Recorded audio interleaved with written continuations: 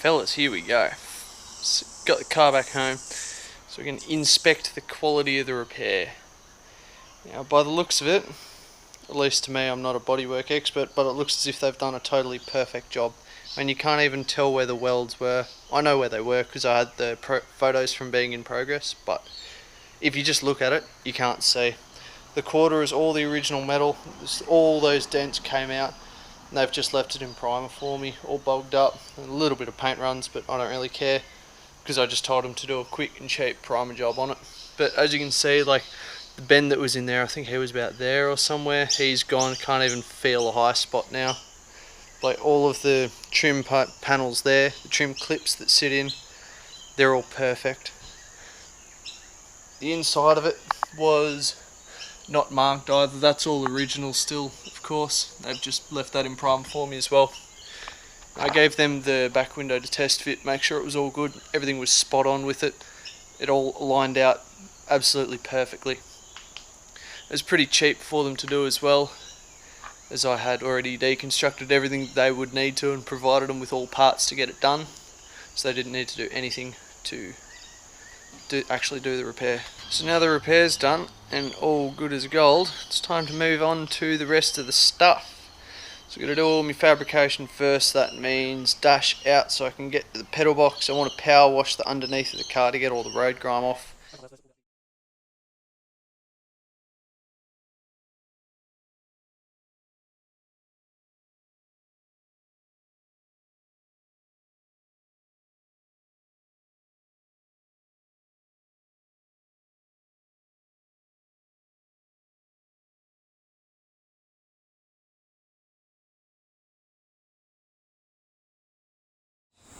Good to finally get it out. This one is going to be sitting underneath the house. It's done its years of service, and I'm going to keep it in case I want to turn the car back into matching numbers. So this one, because it runs totally fine, could just sit under there and just wait if that ever happens. I got another one to rebuild, so if it throws a rod, I'm not throwing a rod through the original engine. Which, like, while it's not a big thing at the moment for these cars, you look what happened with American and Australian classic muscle cars. And the difference in price between a matching numbers and non-matching, it's just cool to have as well. So after a fair hiatus due to Ducati restoration, back into this. It's slightly snowballed once again. The wiring loom that I wasn't going to remove because it would take so much time, I've removed. So it's going to be a completely bare shell, and I'll get it sandblasted totally so everything's completely free of any paint, grease, debris, anything. It's going to be 100% clean. So I've got to get a rotisserie for it so the sandblasters can get into everywhere that they need to. Once everything's off it, I mean, there's still things like that to remove. There's not much left though. Once all that's gone, then rotisserie, sandblast it, bring it back, fabricate the stuff that I need to, and then I can send it off for paint. Getting the loom out wasn't the easiest of tasks. I've wrapped it up, kept it wrapped up rather, in the Glad wrap, so I know roughly which bits go where. And then I pulled it all through the hole there, which is where the main harness comes through. The fuse box sits there, so it comes up through the hole. Pulled it all through to the engine bay and out the front, because you can't get the fuse box through the back. But it feels good though. Feels good to be starting on this again.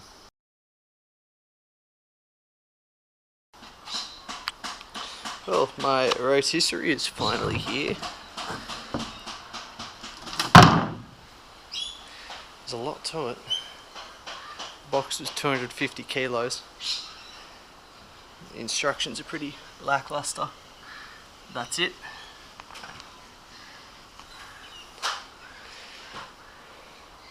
Alright, got it together. I've got to say I'm actually pretty impressed. I mean, it was $950, so not the cheapest thing in the world, but pretty cheap compared to the rest of the rotisseries on eBay, where I got this one from. How it works is pretty simple. You've got your jack handle in here, goes into this guy, pumps it up and down. Well, pumps it up, that bit lets it down. You've got a pin here which secures it so it can't drop any further. I assume when you've got a car there, you let the jack down pretty far until it rests on the pin instead. To turn it is quite easy. This thing, how the pin locks into that, you spin it on the cam action, it unclicks, then you get this steel turning thing here. You put it through and that's how you spin it around. Everything's pretty adjustable as well, and then there's screws there to lock that into place. There's the arms where it mounts to the car itself. We've got screws to lock it into place. It's got 4 wheels, well 6 wheels really, but these ones you can lock into place off and on, or if you want you can unbolt them and use these outrigger legs instead, which got a screw thing and go in and out, all that kind of biz.